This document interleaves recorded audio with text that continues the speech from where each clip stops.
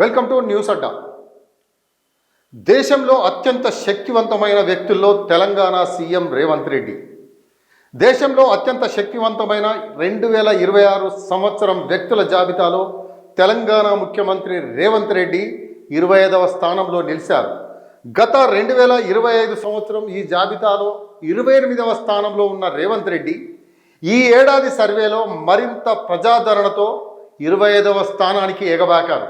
2024 సంవత్సరం జాబితాలో 39వ స్థానంలో ఉన్నారు. ఇండియన్ ఎక్స్ప్రెస్ రూపొందించిన 2026 టాప్ 100 మోస్ట్ పవర్ఫుల్ ఇండియన్స్ జాబితాను రిలీజ్ చేశారు. ఈ జాబితాలో ప్రధాని మోదీ మొదటి స్థానంలో నిలిచారు.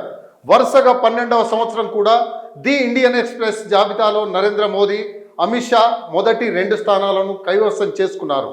మోహన్ భగవత్ 3, రాజ్నాథ్ సింగ్ 4, పీయూష్ గోయల్ 5, నిర్మలా సీతారామన్ 6, ఎస్ జయశంకర్ 7వ స్థానాలతో యోగి ఆదిత్యనాథ్ 8, రాహుల్ గాంధీ 9, కేంద్ర మంత్రి అశ్విని వైష్ణవ్ 10వ స్థానంలో టాప్ 10లో చేరారు. చంద్రబాబు 13వ స్థానంలో, మమతా బెనర్జీ 15వ స్థానంలో ఉన్నారు.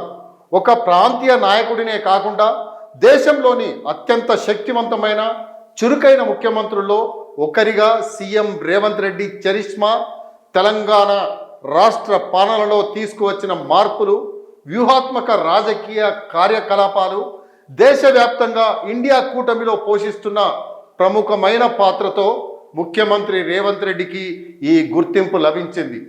ప్రతిపక్షాలపై తనదైన దూకుడుతో భారత రాజకీయాల్లో ఆయన చూపుతున్న ప్రభావం, నాయకత్వ లక్షణాలతో ఆయన ర్యాంకు మెరుగుపడిందని సమాచారం.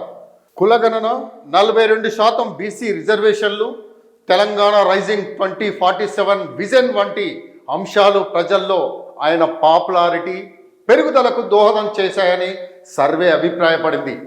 శక్తిమంతులైన 100 మంది జాబితాలో ప్రధాన న్యాయమూర్తి సూర్యకాంత్ 17వ స్థానం, ప్రధాన ఎన్నికల కమిషనర్ జ్ఞానేష్ కుమార్ 20వ స్థానంలో, బీజేపీ అధ్యక్షుడు నితిన్ నబీన్ 21వ స్థానంలో నిలవడం విశేషం.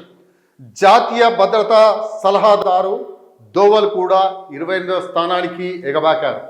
ప్రధానమంత్రికి ప్రిన్సిపల్ సెక్రటరీగా 6 ఏళ్లకు పైగా పనిచేస్తున్న పీకే మిశ్రా 32వ స్థానానికి చేరుకున్నారు.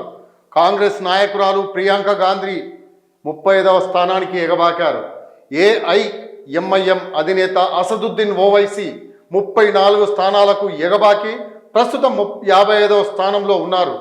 బీహార్కు వీడ్కోలు పలికిన మాజీ సీఎం నితీష్ కుమార్ 63 ర్యాంకులు దిగజారి 84వ స్థానానికి పడిపోయారు.